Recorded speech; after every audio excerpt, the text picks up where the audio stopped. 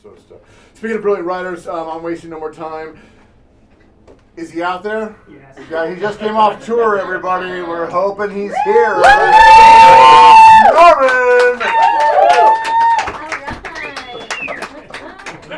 He's riding in. He's riding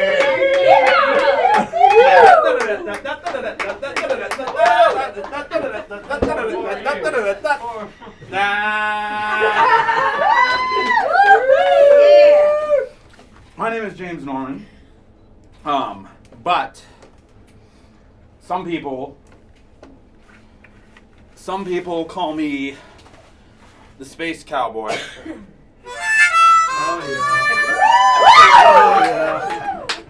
Some people call me the Gangster of Love.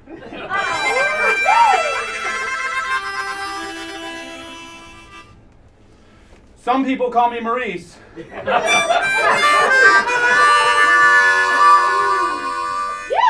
But I prefer to go by Florida Man. So I'm going to read, I think three. That's probably like too many, but I think. I've been on a very long tour. We'll see how it goes. I've been on a very long tour with Daryl Gussin, who's going to be next. I'm so grateful to have real poets read real poetry all night, so there's no more pressure left on me. And like the books I read from, I'm going to start with an epigram. This is my horse, Amadeus, by the way. A wise man once said, save a horse, ride a cowboy.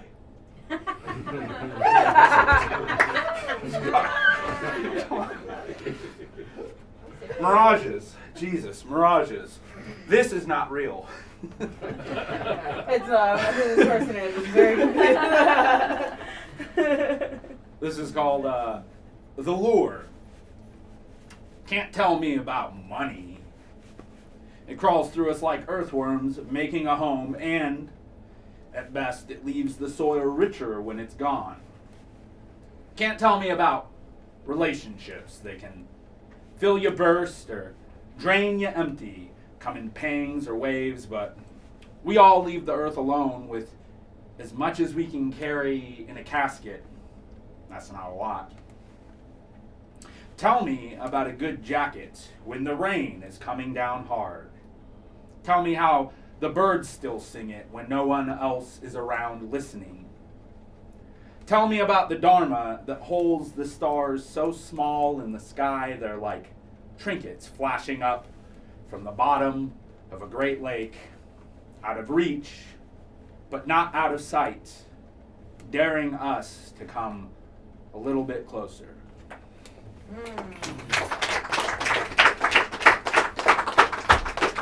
Yeah, I told you, it's only downhill from here. Mirages. I never read this. I never get to read this, but it's something. I love motels. I love motels because I've slept in plenty of rest stops. So you can give me the whole kit and caboodle, bed bugs and all, and I will take it over a rest stop in Florida in July.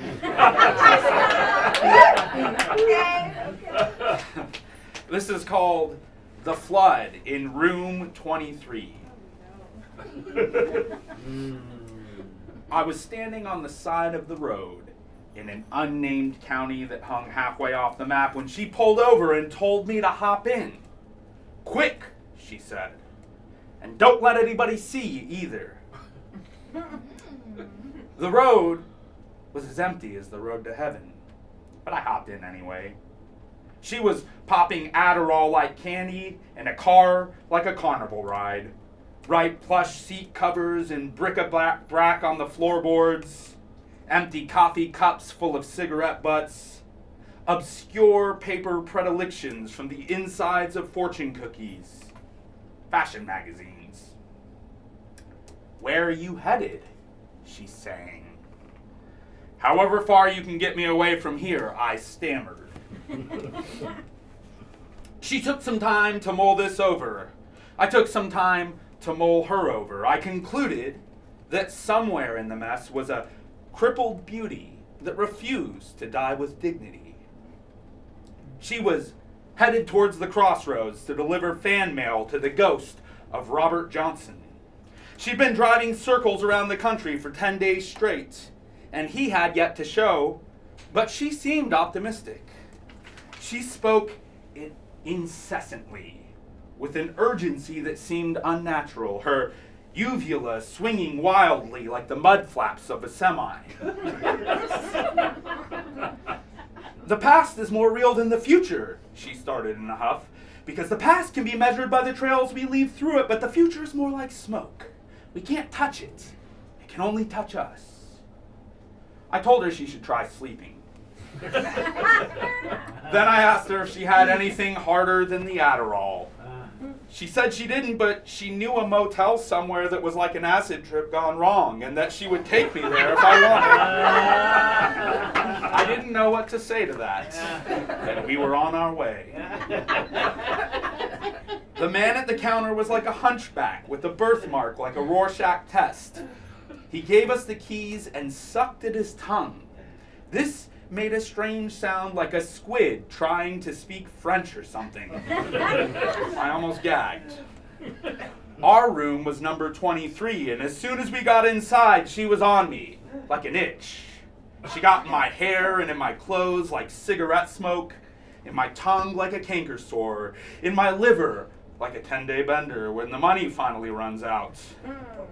I rubbed at the soft spot between her legs, and she squealed, and I felt the waters rising past the high water mark on the bedpost. For the next 2 hours, we took turns trying to drown each other. We didn't think to keep track, but I'm pretty sure she won. The next morning, I awoke quietly at dawn and slid the keys off the nightstand without waking her. On the way out, I read one of the letters just for shits, and it went something like this. Dear Bob, I think you need to listen for the voice of our immaculate Father in heaven and follow it, wherever it takes you. Even the devil understands the necessity of a good return policy, of course, minus expenses and services rendered.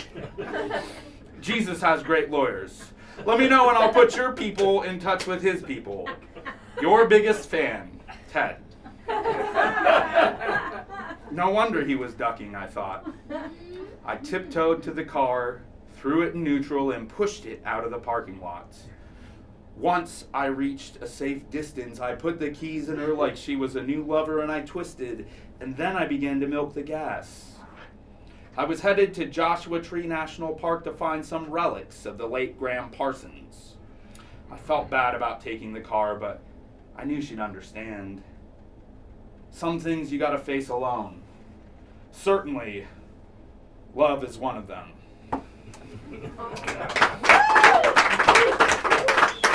So, like I said, I don't read these. These are from my first book. I finished this when I was like 26. And this one is also from that. And I'm going to warn you in advance. Well, I'm not going to say anything other than this is too strange for fiction. And I just want to say that I'm certain this person that's the subject of this poem is now passed. And this is the closest thing to a eulogy that he ever got. So as the spirit guy from the Shakespeare play once said, pardon me if I offend. This is called Guitar Steve. I met him the first time on the bus. He said he played the guitar when it was handy and that he knew over 250 songs, some of which were his and some of which weren't. Then he told me a story about a friend of his in Salt Lake City who fucked the most beautiful girl in town and caught a case of crabs. It just goes to show you, he said, that if you want to stay safe, you have to set your sights low.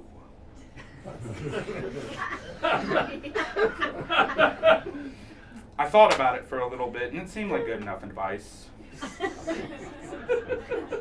The driver had let him on for free. He'd already popped a tall can of Steel Reserve, which we passed back and forth while he reminisced on his wild days. The world was a jungle in the 70s, he also said. Lots of pot, lots of cocaine, lots of fun too. Then we reached my stop. I got off figuring I'd never see him again. It was my last day of work at the restaurant, and Denver was slipping quietly into the past.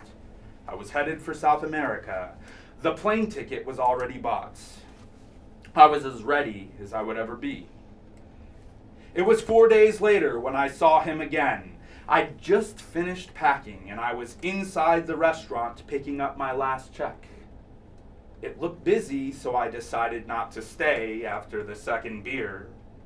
It was New Year's Eve, and they were short-staffed, and it was only a matter of time before they started to beg for help.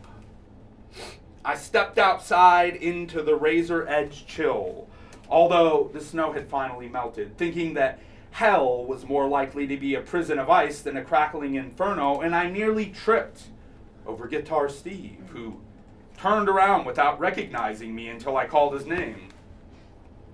Guitar Steve, the hell are you doing on this side of town? I thought you were sleeping further south. I was sleeping further south, but the law kept giving me shit, so I'm on the move again. It's better that way. I ain't no goddamn tourist. I gotta live, man. And I pulled out the pint of Beam I had stashed in my jacket, which was a size too big for me and looked kind of silly, but had pockets big enough to hold a pint because every rainbow has its storm or something like that. And we passed the bottle back and forth, trading nips, while he switched back and forth between reciting obscure folk songs and telling stories of conquest from the blizzard of his golden years. Now, I don't ever go down on a broad because this one time I did. And when I finished, I realized I'd gotten something in my eye, so naturally I tried to pull it out, but it just got more and more stuck, till finally it was all the way to my brain. A pubic hair, if you can believe it. And I went mad, man, with this thing jammed up in the brain wires, fucking up all the circuitry. So for a week, I did nothing but roam the streets in a fever until one day I sneezed. And it popped right out my nose. I was cured. Instantly. Only by that time I was already jobless and halfway homeless. Ever since then, I just haven't been able to get on my feet. I still catch a piece every now and then. Don't think homeless people never fuck. I mean, we're still normal people and all. Still got the same equipment beneath the hood. Every 6 months or so, I find a little professional help, if you can dig it. Try to boost the old ticker. There's just nothing like a good tumble in the hay to bring the beauty back into life. But I don't ever eat the pussy anymore. It'll drive you crazy if you get too close to it. This also seemed like sound advice, if you could call it that. And I pointed the bottle up at the sky, so pregnant with skyscrapers, full of the offices of the successful who would never share a toast with people like myself and Guitar Steve, because it just don't work like that. For a moment I was almost envious, since from where I stood on the ice-stained pavement, those offices looked so damn high and pristine, like you could just open a window and walk right out onto the floor of heaven to shake hands with God.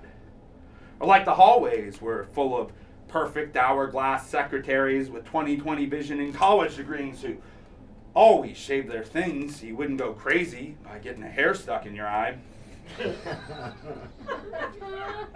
Then I tilted back the bottle, felt the lava in my belly, the burn against my throat, and I looked at Guitar Steve as he leaned against the parking meter, closest thing to a fancy office that he'd ever have.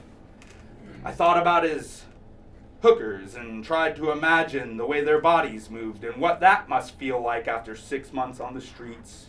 The cold, desolate streets at 3 a.m. after the working world has lost its grip on the city and fled those 5-star offices to barricade themselves in equally sterile apartments with tacky sculptures scattered across every available surface and a kitchen full of non-stick pans, fancy toasters, crystal champagne glasses.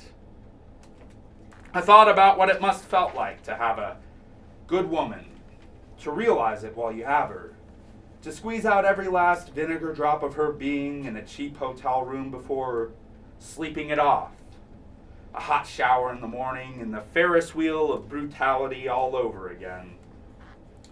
Then I ran my thumb across the check in my pocket, and I knew that everything would be just fine, because if Guitar Steve could still remember 250 songs, there would always be something left to sing about. And if you set your sights too high, one day you might end up in one of those offices at the top of the world where there's nowhere left to go but down, faster and faster until you're falling through the ice-plated ceiling of hell, where the circumstances eat you alive once you've forgotten how to sing, because all of us can sing.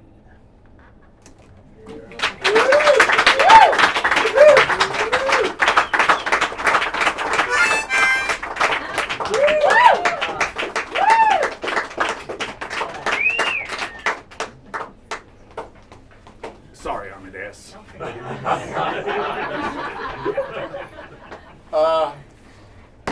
James Norman, everybody. Finishing his tour with us. We're so honored.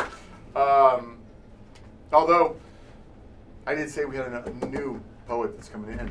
And, there's a lot of great poets in this room. James Norman did not ask any of us to go on tour with him. No, he brought in somebody new, who's also a professional writer and poet himself. So please help me welcome Daryl Gussin to the stage.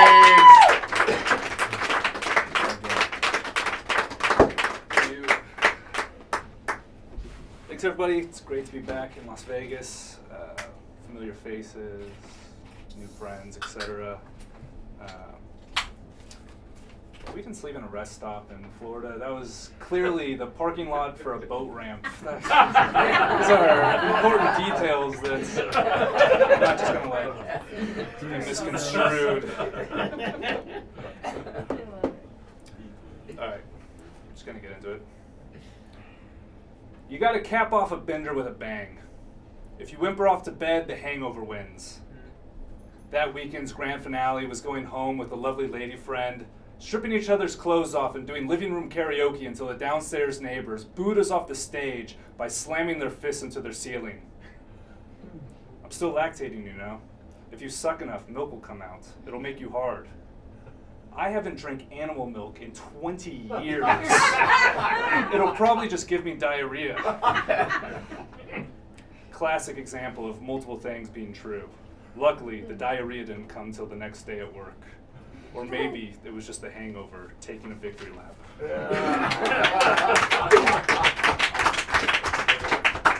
This is called For Johnny and Nehemias. This is the wedding present I never got you. If you have gay men in your life boosting you, you have everything. Somewhere behind every outgoing, accomplished person is a loud, horny, gay cheerleader. Someone I recently met transposed the confidence I was giving off to a younger me, and I had to correct them. I am not now who I was back then. And the only difference I could really ascertain was the amount of loud, horny, gay cheerleaders that I now have in my life and their tireless boosting. Beautiful hairy men, unafraid to express themselves, inspiring me to express myself. When I was a teenager, I went to the lecture presented by the Gay Straight Alliance. A speaker said something to the effect of, if no one in your life is out, it doesn't mean you don't know gay people. It means they don't feel comfortable coming out to you. This fucked me up. I had grown up with queer relatives. I'd watched my uncle and his boyfriend succumb to a mysterious virus before the age of 10. In memoriam, I attended the AIDS walk every year, and I wore the gear to school, very much to the confusion of my sheltered suburban classmates. Imagine the mid-90s, in the devil's nutsack of the outer Angelino suburbs, with a 10 years old with a sweater that read AIDS Walk 94. But then, as a teenager, I didn't have this community around me.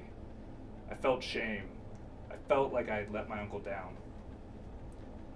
Years inevitably go by, and I don't know if I change or the overall culture change, most likely both to various degrees, as that is what happens. But I feel honored and thankful to have so many people of so many identities in my life now. Cherish these horny men. Let them know you appreciate them. And even if you prefer the romantic company of women, just occasionally, send them a picture of your dick. They deserve it.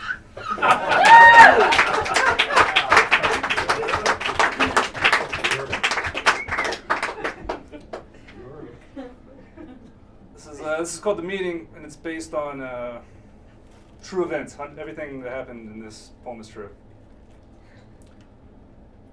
One Wednesday morning, Lockheed Martin called. They wanted me to run their TikTok. They had a couple ideas for campaigns, ideas that they referred to as certifiably viral. Well, you fuckers would know. I agreed to meet them for lunch because it was either that or go grocery shopping. I suggest we meet somewhere in a different neighborhood, not trying to be seen having lunch with the Grim Reaper by my poet peers. They suggested a soup kitchen downtown, said the price was right. You really know how to milk the system for all it's worth, don't you? See you at noon. As the meeting went on, two things became painfully clear. One, all their ideas were trash. And two, I'd never even been on TikTok. I gave them my honest opinion. You know, if you want to change your public image, maybe just stop making bombs that kill children. We don't have that kind of technology. The bombs can't differentiate a target's age. Well, then maybe just stop making the bombs altogether. They looked at each other, then they looked back at me, and the silence spoke distance. It spoke the grand fucking canyon of disconnection. Library of Congress was read and burned down and rewritten between us. What had happened in our lives that had put us on either sides of this table? Had they never known the necessity of a budget? Never examined the role of privilege and its influence on every waking hour of their lives? What prompted me in my formative years to take a look at the life of a patriotic, capitalist citizen, motorboat my lips and say, fuck this? What prompted them to buy into a system that was so clearly destructive for so many, but beneficial for those few who barnacle themselves to the ship's hull, clawing over one another, desperately inching closer to the top? Finally, one spoke. So what do you think of the soup? Bro, fuck the soup and fuck you. Actually, the soup is all right, but fuck you. This planet doesn't belong to you or this country or any of these corporations. And the way you lack any perspective and act like it does is embarrassing. Your job security is predicated on fear and misery and death. Please, just give yourself 5 honest minutes to think about that. You know, this will make a great skit for the TikTok. And that's when I beat them both to death with my soup all the end.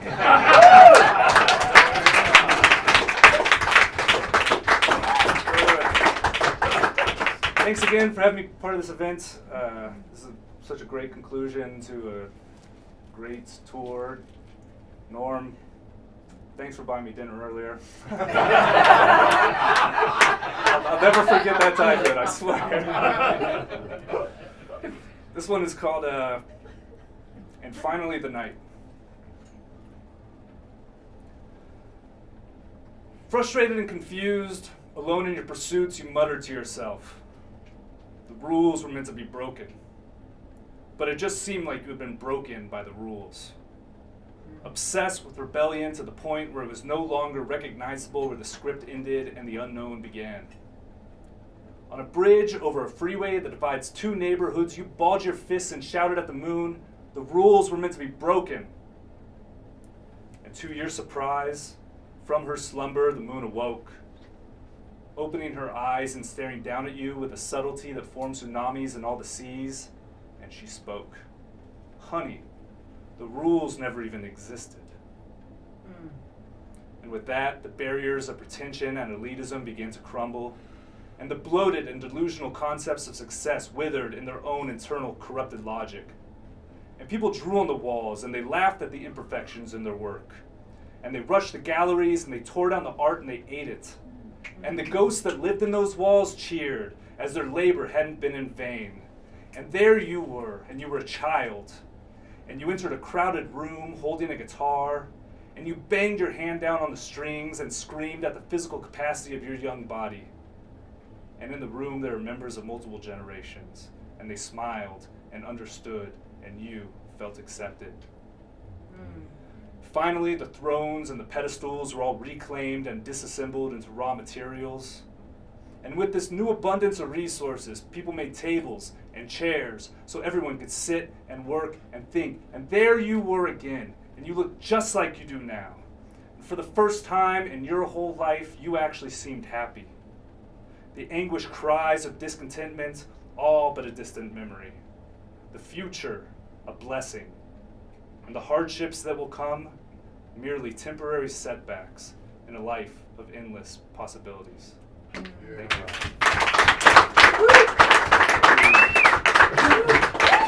Stop the sale. Daryl Gussin, everybody, come on, man. Come on, yeah.